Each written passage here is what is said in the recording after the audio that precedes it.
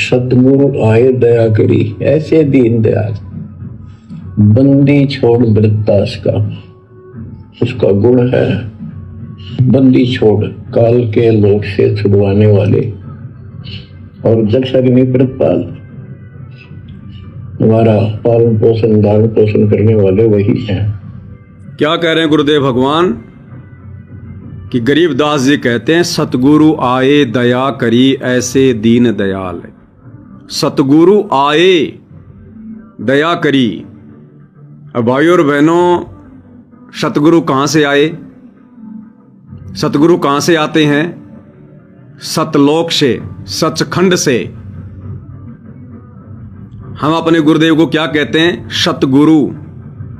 तो सतगुरु संसार में दो होते हैं या एक होते हैं? केवल एक ही होते हैं। सतगुरु यानी सच्चा ज्ञान देने वाला, और सच्चा ज्ञान देने वाला सारी सृष्टि में केवल कबीर भगवान है। वही कबीर भगवान सतगुरु की भूमिका करता है। तो कहते हैं सतगुरु आए दया करी। तो आज जो सतगुरु हमें प्राप्त हैं, सतगुरु रामपाल जी, तो सतगुरु कहां से आए हैं? गरीबदास जी के समय कहां से आए थे? सतलोक से, सचखंड से। तो सतगुरु आए दया करी। तो हमने गुरु को मानुष नहीं मानना है। गुरु कोई इस काल लोक का जीव नहीं है। गरीबदास जी और भी वाणियां कहते हैं, गुरु मानुष कर जानते वो नर कई अंध, और दुखी संसार में आगे काल के फंदे। जो अपने गुरु को मानुष मानेगा, मानुष यानी मनुष्य, अपने जैसा व्यक्ति, मां के गर्भ से जन्म लेकर आया हुआ प्राणी, कहते हैं वो काल के लोक में जाएगा, भगत होने के बावजूद, भक्ति करते करते भी। तो आज सतगुरु कहां से आए? जो सतगुरु आप और हमें प्राप्त हैं, जो सतगुरु सच्चा ज्ञान दे रहे हैं, सच्ची भक्ति दे रहे हैं, सतलोक की जानकारी दे रहे हैं, सतलोक से। तो अगर सतगुरु रामपाल जी 8 सितंबर 1951 को सतलोक से चलकर आए हैं, तो फिर हम इनको मां के गर्भ से जन्म लेकर आया हुआ क्यों कहते हैं? क्यों हम अपने कर्म फोड़ रहे हैं? क्यों हम 8 सितंबर को इनका जन्मदिन अवतरण दिवस के बहाने बना रहे हैं? सतगुरु आए दया करी। तो हमें भी तो आज सतगुरु मिले हुए हैं। तो सतगुरु फिर कहां से आता है? सतगुरु तो भाई सतलोक से ही आता है। तो सतगुरु रामपाल जी स्वयं परमेश्वर हैं, परमात्मा है। ये परमात्मा अजब गजब लीला करता है।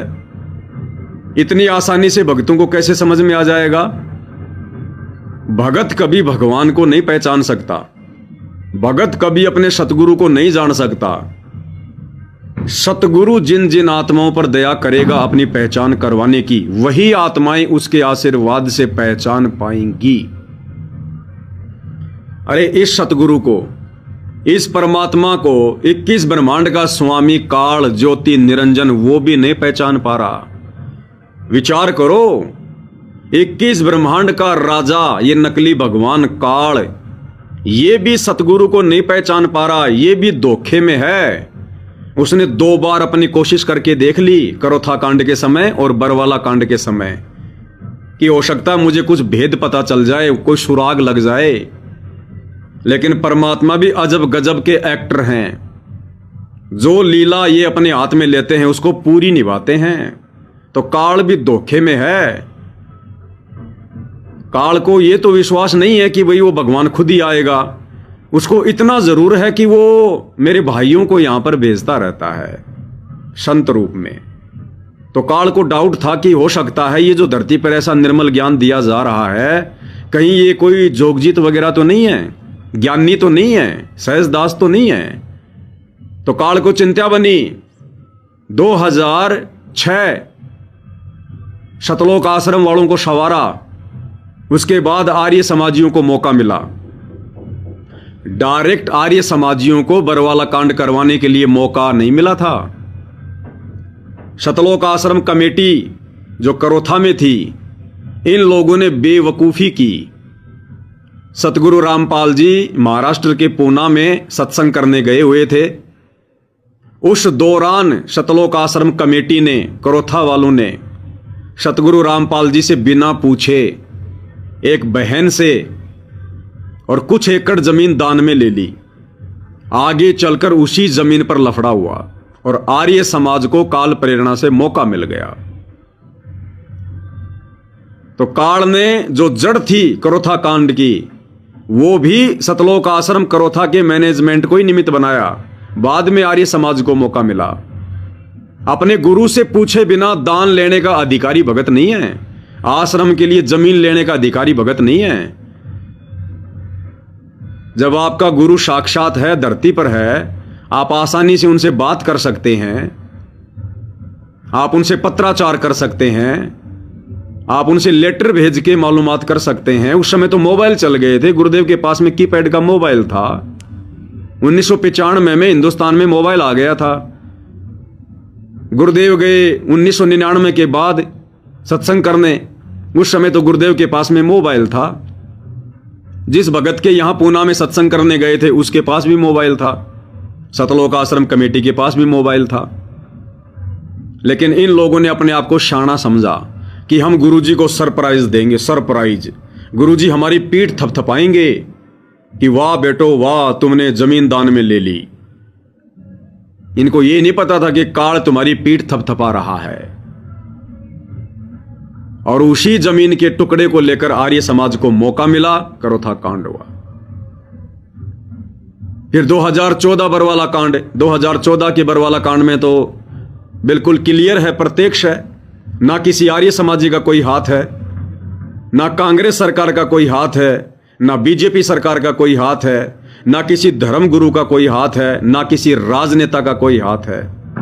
बरवाला कांड में सीधी सीधी भूमिका राष्ट्रीय समाज सेवा समिति की है, सतलोक आश्रम मैनेजमेंट की है, संत रामपाल जी के बेवकूफ परिवार की है।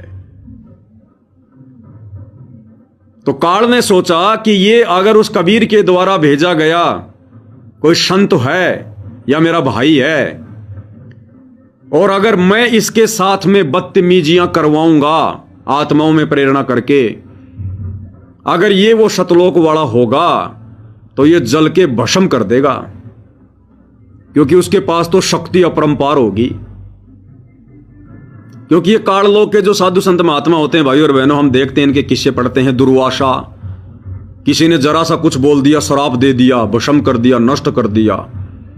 विश्वामित्र जैसे और आपके ये चुनक ऋषि जैसे। तो उस आधार से काल ने सोचा कि जो सतलोक से आएगा उसके पास तो असीम शक्ति होगी और वो तो जला के भस्म कर देगा और मुझे पता चल जाएगा। लेकिन ये परमात्मा अंतर्यामी जो भूमिका अपने हाथ में लेता उसको पूरी निभाता है। गुरुदेव कहते हैं परमात्मा ने द्रौपदी के साथ अंधे की भूमिका की तो अंधे वाली की। तो भाई और बहनों, जब इस कबीर भगवान को, सतगुरु रामपाल जी को काल भी समझ नहीं पा रहा, वो भी धोखे में है, उसने भी हल्के में छोड़ दिया कि वो सतलोक वाला नहीं हो सकता, 11 साल से जेल में बैठा है, ये वो नहीं हो सकता। तो जब काल नहीं पहचान पा रहा तो आप और हमारे जैसे 2 कोटि के जीवों की क्या औकात जो हम सतगुरु रामपाल जी को पहचान जाएंगे कि ये परमात्मा, ये कबीर भगवान है। और देख लो ना, आज 50-60 लाख भगत उनकी शरण में हैं। कितने लोगों ने पहचाना है उनको? केवल साध संगति से जुड़े भाई बहनों ने। अगर ज्ञान से पहचान हो जाए तो ज्ञान तो गुरुदेव ने सबको दिया है, सत्संग सब सुन रहे हैं, लेकिन यह पहचान मात्र ज्ञान से नहीं होती। सतगुरु जिन आत्माओं पर दया करता है, रजा करता है, अपनी मेहर बख्शता है, वही आत्माएं अपने गुरु को कबीर भगवान के रूप में जान पाती हैं, पहचान पाती हैं। तो भाई और बहनों, सतगुरु आए दया करी ऐसे दीन दयाल।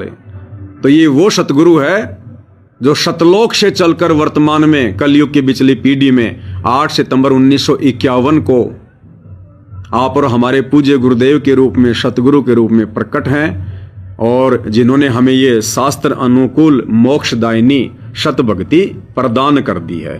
तो अब हमने भाई और बहनों धोखा नहीं खाना है, हमने निरंतर आगे की ओर ही भक्ति मार्ग पर बढ़ना है।